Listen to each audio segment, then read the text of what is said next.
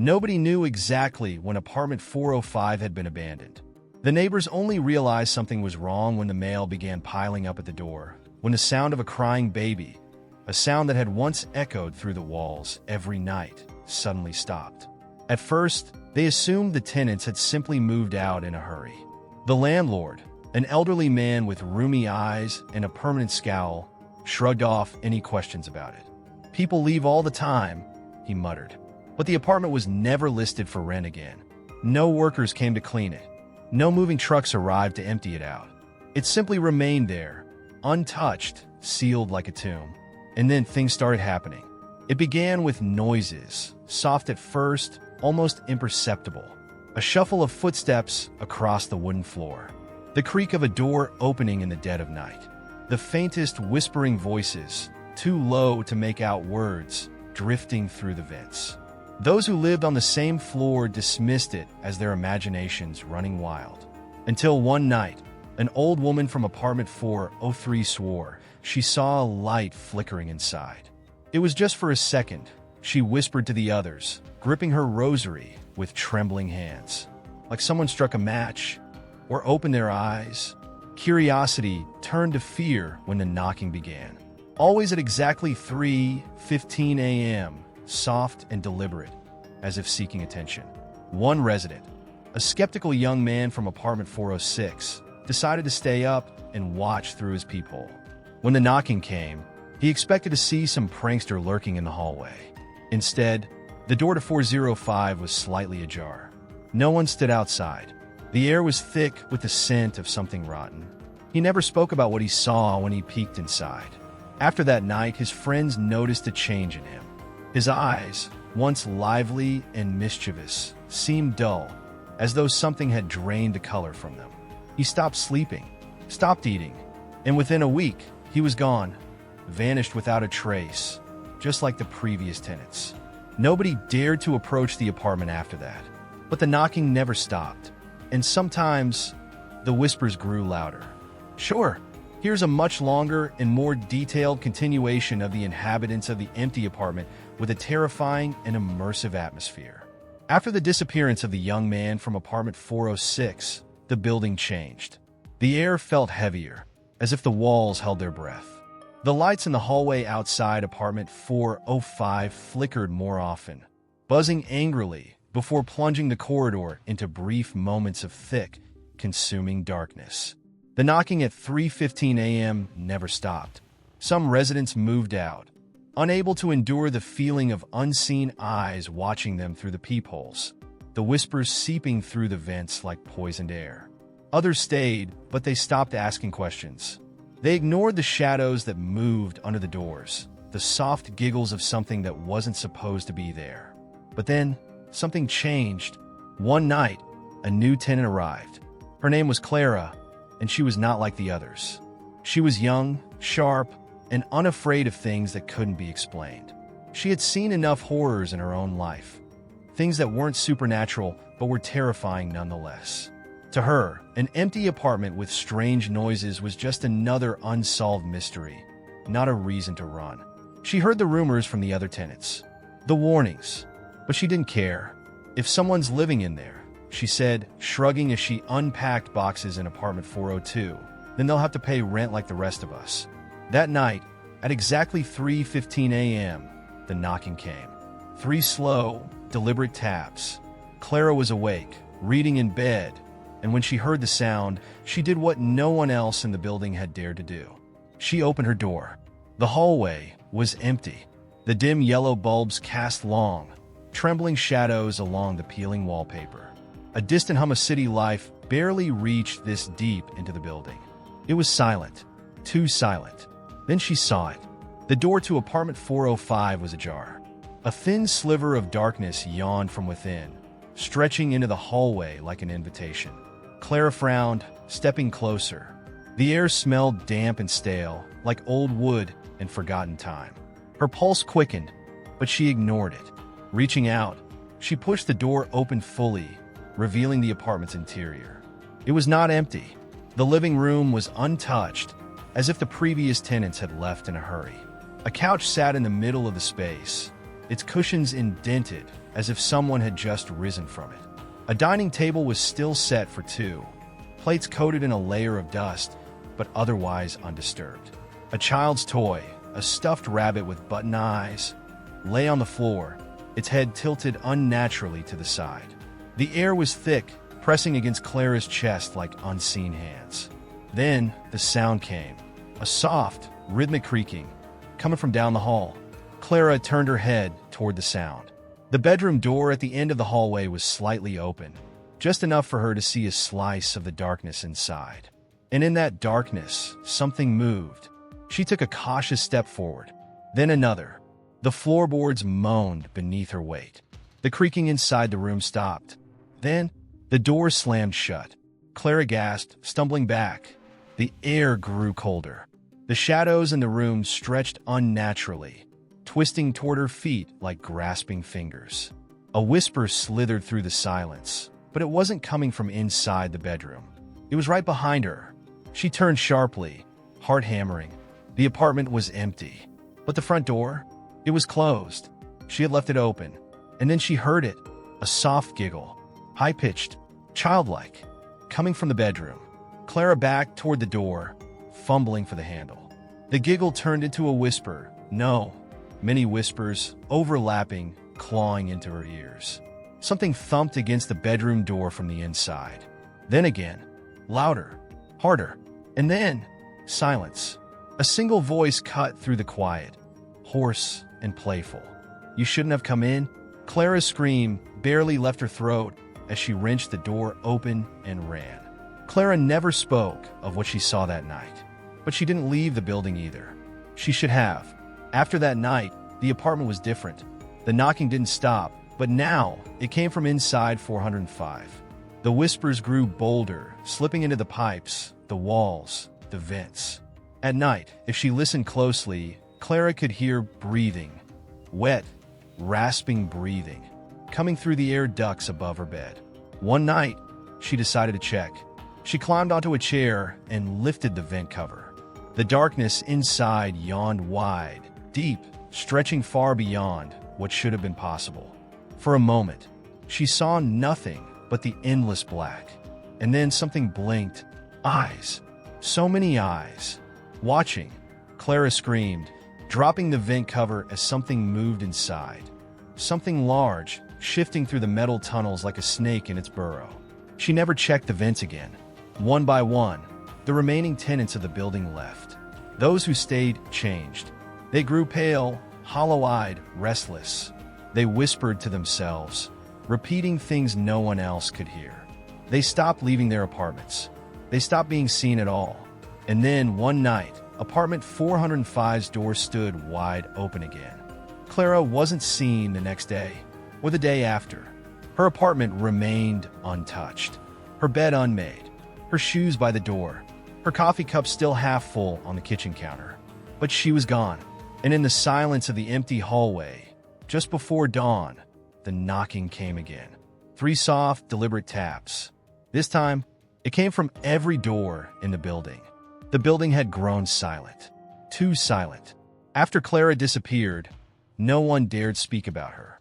Her name became a whisper in the shadows, something best left unmentioned. The few tenants who remained knew better than to ask questions. But questions didn't need to be asked for the answers to find them. The air inside the building felt heavier, thick, like stagnant water. The vents sometimes exhaled sighs that weren't from any living person. Doors would creak open on their own, revealing nothing but darkness yawning beyond the threshold. And at night, the knocking came. Not just from apartment 405 anymore, but from every door in the building. 3 slow, deliberate taps, as if something was waiting to be let in. Marta had lived in the building longer than anyone. A widow in her late 60s, she had grown used to the strange occurrences. She had been there when the first family in 405 disappeared. She had been there when the young man from 406 peered inside and lost himself. She had been there when Clara ran screaming down the hallway. And she had made a choice. She would not leave. She had nowhere else to go. She had spent too many years in that apartment, surrounded by the memories of a life long gone. Her late husband's old coat still hung on the rack by the door, his smell fading with time. The quiet hum of her radio was her only company. But Marta had learned one important rule in that building. Never answer the knocking. Not at 3:15 a.m. Not ever. One night, Marta sat in her armchair, staring at the clock. 3:14 a.m. She gripped her rosary tightly. 3:15 a.m. The knocking came. 3 slow, deliberate taps against her door. She closed her eyes, whispering a prayer under her breath. The air in her apartment felt cold, unnaturally so. The radio crackled suddenly, the music distorting into a garbled, inhuman whisper. Marta's breathing hitched. Then, the doorknob rattled. Something was trying to turn it. Her heart pounded. She forced herself to stay still, to pretend she wasn't there. But then, a voice. Marta. Her body stiffened. The voice was familiar. Too familiar. Her husband, dead for nearly 20 years. She bit her lip to keep from screaming. It wasn't him. It couldn't be him. But the voice came again, a whisper, thick with something rotten and unnatural. Open the door, queried. I'm home. Tears pricked at Marta's eyes. She curled into herself, gripping the rosary, so tightly it left imprints in her skin. The knocking came again, louder, desperate, and then silence. The air grew still. The radio returned to its soft hum. The room felt warm again. Marta exhaled shakily, her hands trembling. She had survived another night. But as she turned toward the door, she felt her stomach drop. The peephole. Something was looking in. Days passed. Then weeks. People barely spoke to each other anymore. The few who remained avoided the hallways at night. They covered their vents with towels and stuffed socks under their doors to block the whispers. But then, on a damp and suffocating night, something happened that shattered what little safety they clung to. The landlord, who had avoided apartment 405 for years, received a noise complaint. A new noise. The sound of someone crying inside 405. A woman. Soft, broken sobs that drifted through the door like mist, curling into the hallway. One of the tenants, a young woman from apartment 308, swore she recognized the voice. Clara, she whispered. The landlord scoffed. Impossible. Clara was gone. She had vanished without a trace. Her belongings had remained untouched in apartment 402. No one had seen her since that night. But the crying continued, night after night, until one evening, just as the sun dipped below the city skyline, the door to apartment 405 unlocked itself. The hallway light flickered. A faint shuffle echoed from within. The landlord hesitated. He had lived long enough to know that some doors should never be opened. But then, a whisper from inside. Help me? Clara's voice. A shiver ran down his spine. The other tenants had gathered at their doors, peeking into the hallway, faces pale and uncertain. Clara, the landlord called hesitantly. No response. Just soft, hiccuping sobs. He swallowed, stepping forward. His fingers barely brushed the doorknob when the door swung open on its own. The sobbing stopped. Darkness filled the apartment like an open mouth waiting. The landlord stepped back. Every instinct screamed at him to run. And then, from the shadows of 405, Clara walked out. Her face was hollow, her skin waxy and stretched too tight. Her eyes were wrong, too dark, too empty. And when she smiled, it wasn't human. The hallway lights flickered again. A wave of nausea swept through the building. The other tenants took slow steps back, their breathing uneven. Clara, or whatever was wearing her skin, tilted her head. Her lips moved, but her voice came from everywhere at once. It's so empty in there, she whispered. A pause. Then she took a step forward. You should come inside. The landlord turned and ran. The door to 405 slammed shut behind her, rattling the walls. The air in the building seemed to vibrate, a deep, humming pressure sinking into the bones of everyone who had witnessed it. No one spoke about it the next day. No one saw Clara again. But that night, at exactly 3:15 a.m., the knocking came again. And this time, it came from every floor, every door, and every vent. The building was waking up, and it was hungry. The knocking didn't stop. For the first time since the building's dark history began, it wasn't just apartment 405. It wasn't just a single door in the dead of night. The knocking came from everywhere. Every door, every floor, every vent. A rhythmic, insistent tapping, as if something deep within the walls was testing its limits, looking for a way out. And then came the voices. At first, they were nothing but faint murmurs, like a conversation happening just out of reach. The residents covered their ears, tried to block them out. But the whispers grew louder, more distinct. Some swore they heard loved ones who had long been dead. Some claimed the voices spoke their names in a slow, stretched-out rasp. Some were never heard from again. For years, the old landlord had ignored the growing darkness within the building. He had dismissed the missing tenants, pretended not to hear the knocking, feigned ignorance when people spoke about the strange occurrences. But the truth was, he had always known. This building wasn't just cursed, it was wrong. It had been since the very beginning. Decades ago, before the apartments were built, there had been another structure in its place. A boarding house, small and unremarkable, filled with weary travelers who never seemed to stay long. Until one fateful night, a massacre. 12 people, found inside their locked rooms, their bodies arranged as if they had never left their beds. No signs of struggle, no forced entry, just wide, terrified eyes staring at the ceiling, mouths frozen in silent screams. No cause of death, no explanation. The house was torn down, its history buried. A new building was constructed. New walls, fresh paint, new tenants. But the foundation? It remained the same. The landlord knew the truth. And he knew that whatever had once haunted that boarding house never left. It simply waited. And now it was awake again. Jonas had been living in the building for 3 years. He had seen things he wished he could forget. But unlike the others, he didn't run. He didn't cower behind locked doors. Jonas wanted answers. One night, armed with nothing but a flashlight and a crowbar, he made a decision. He would go inside apartment 405. At exactly 3:14 a.m., he stood outside the door. His pulse pounded in his ears. 3:15 a.m. Knock, knock, knock. Jonas exhaled sharply. His fingers wrapped around the doorknob. It was ice cold. The door, open on its own. Darkness swallowed the space beyond. The apartment smelled stale, untouched for too long.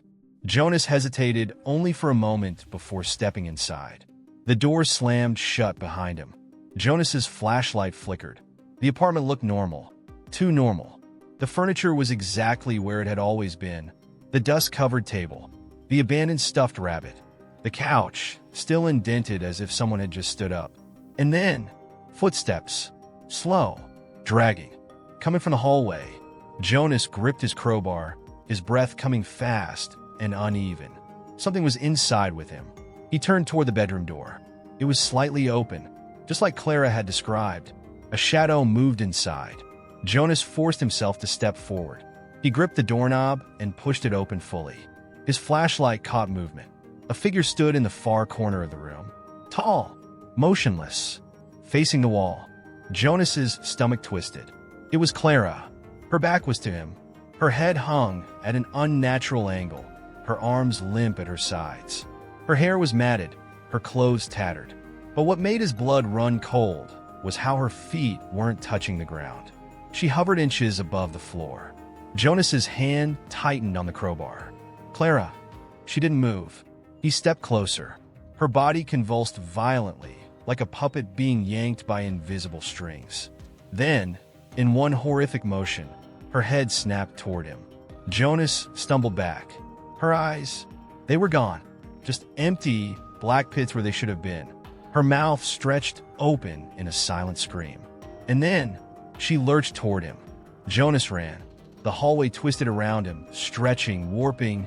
The walls pulsed like they were alive. Shadows clawed at his legs, trying to drag him down. Something grabbed his ankle. Jonas swung the crowbar wildly. A shriek, inhuman, guttural, echoed through the apartment. He reached the door, his fingers trembling as he yanked it open. The hallway outside was wrong. Too long, too dark. Jonas sprinted forward, his breath ragged, his legs screaming in protest. Behind him, the door to apartment 405 slammed shut. A low, whispering laughter followed him all the way back to his own apartment. And when he slammed his door shut, the knocking started again. But this time, it was coming from inside his own apartment. Jonas was never the same after that night. He stopped speaking, stopped leaving his apartment.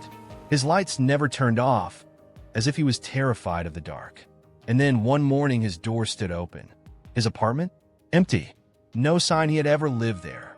After that, the building collapsed in on itself. Not physically. No walls crumbled. No floors gave way. But one by one, the remaining tenants disappeared. Doors were left unlocked, but no one ever came out. The whispers grew louder. The knocking became constant. Until the day the landlord walked into the building's lobby and found every single door open. Every apartment was empty, except one, apartment 405.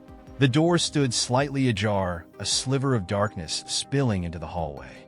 A new noise echoed from within. Not knocking, not whispers, breathing. Slow, labored, waiting. And then, the door swung open. The landlord didn't even have time to scream.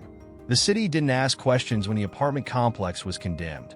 The records were sealed. The address wiped from maps. No new tenants ever arrived. But if you walk past the empty lot at night, you might still hear it. A soft knocking. 3 slow, deliberate taps. And if you stop to listen too long, you might hear a whisper. Your name, calling you inside. Waiting. Hungry. The building was erased from the city's memory. No records. No history. No one even remembered when it was last occupied. But it was never truly empty.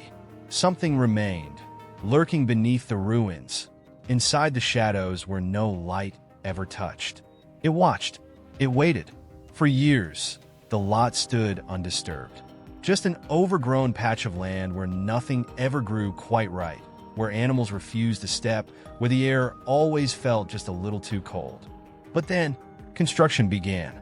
A new building, fresh walls, new paint, new tenants. And for a while, everything seemed normal. Until the first knock came.